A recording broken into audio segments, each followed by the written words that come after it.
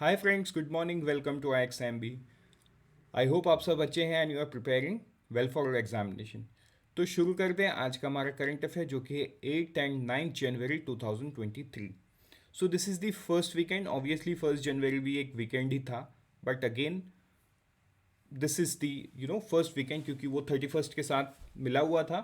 So this is the first weekend of the January. तो let me remind कि अगर आपने अभी तक रिविजन शुरू नहीं किया है तो प्लीज़ आप कर लीजिए, because revision is very important. मैं आपको ना पहले वाले न्यूज़ में मैं समझाऊंगा how revision helps you retain information in the longer time.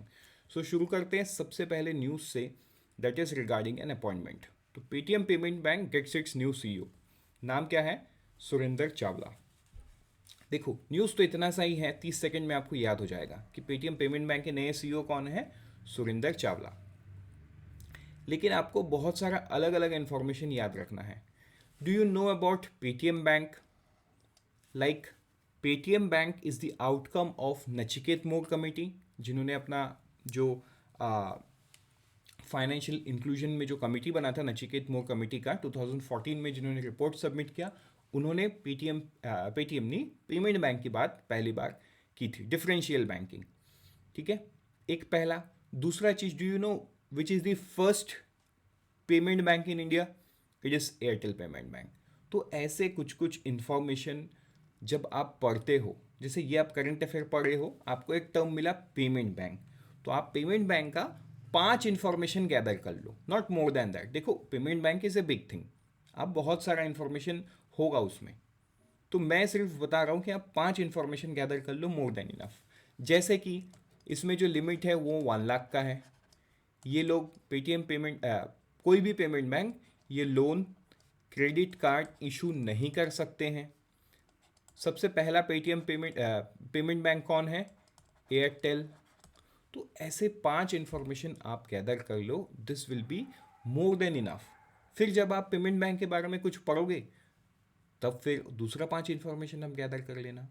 तो इस तरीके से आपका स्टैटिक पार्ट क्लियर होते रहेगा करंट के साथ। तो इसीलिए फ्रेंड्स, रिवीजन बहुत मैटर करता है। चलिए वापस आते हैं हमारे लेक्चर पे। आपको क्या याद रखना है? सुरेंद्र चावला। पढ़ते आगे नेक्स्ट न्यूज़ में, वो है regarding outstanding due to discoms. Discoms कौन है? Distribution company. तो देखो, यहाँ पे 2 वर्ड आपको ना बड़ा थोड़ा सा इंटरेस्टिंग लगेगा। एक होता है जेनेको,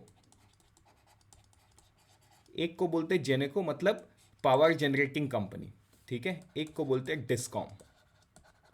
डिस्कॉम कौन है? डिस्ट्रीब्यूशन कंपनीज, ठीक है।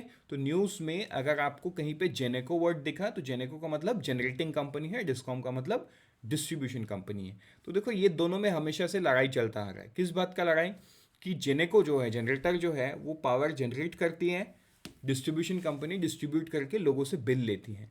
लेकिन यहाँ पे गैप है, मतलब डिस्कॉम्स जितना बिजली जनरेटर से खरीदती है उतना बिजली तो ये सप्लाई कर देती है, but when it comes to payment, ये पेमेंट टाइम से नहीं हो पाता है एंड ये उधार लिया जाता है।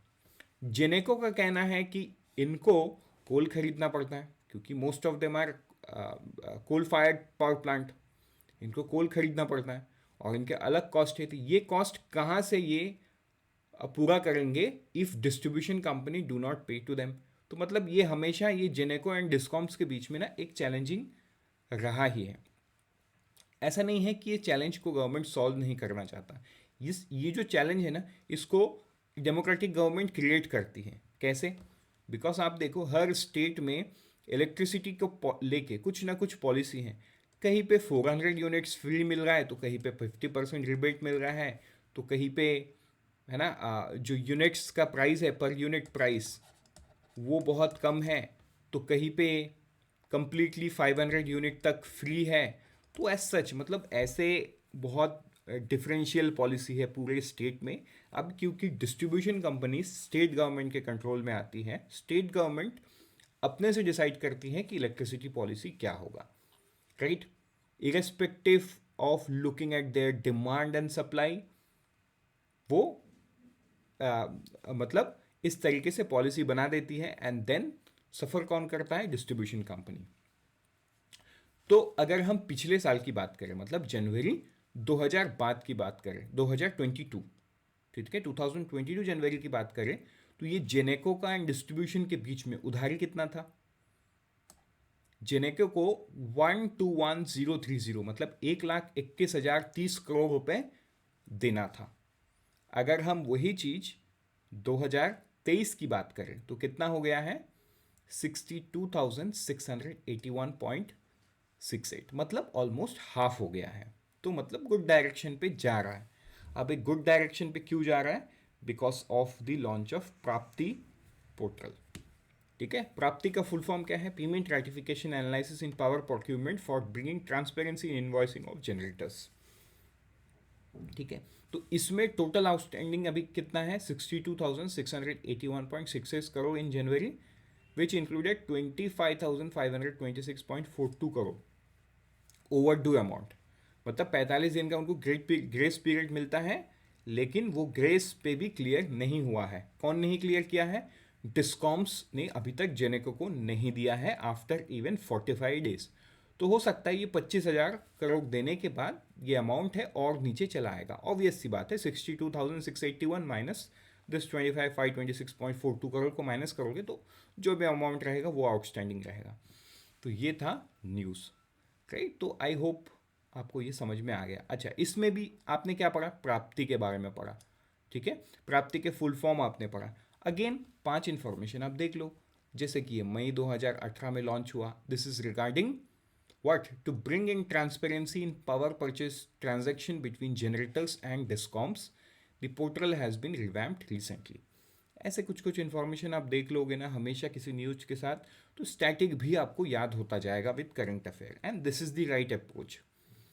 सो let's move to the next news regarding Meena Guli. ये नाम आपको याद रखना है। जो G20 शेरपा है अमिताभ कांत, इन्होंने एक रन ब्लू इनिशिएटिव, क्या? रन ब्लू इनिशिएटिव कौन लिया है? मीना गुली। ठीक है, अभी ये क्या है? What is this? ठीक है, ये सवाल आपके मन में है, तो इस सवाल का जवाब यहाँ लिखा हुआ है।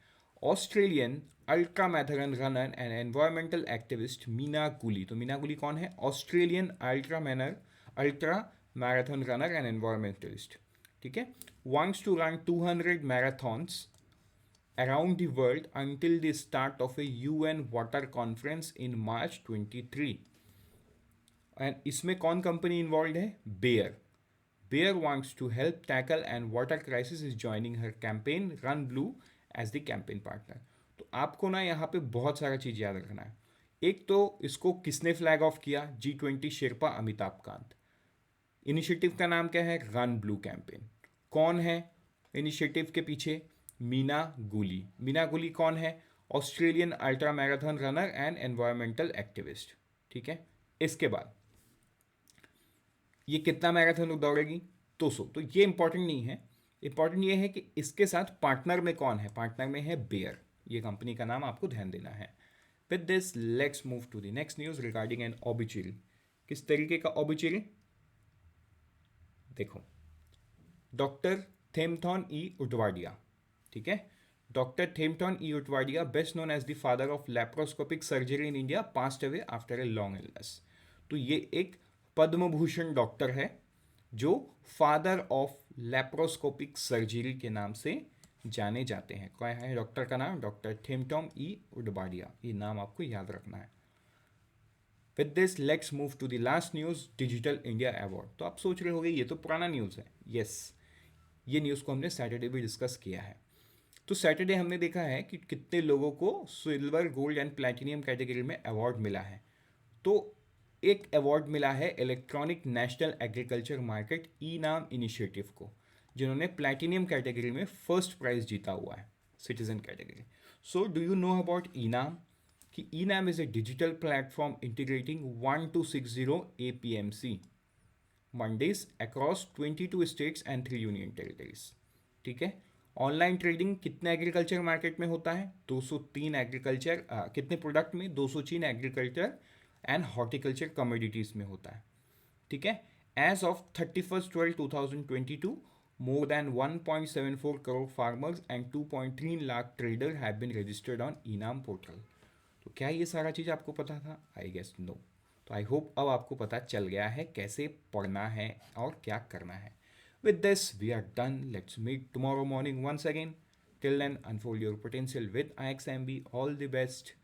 And always remember, IXMB helps you prepare 50% faster.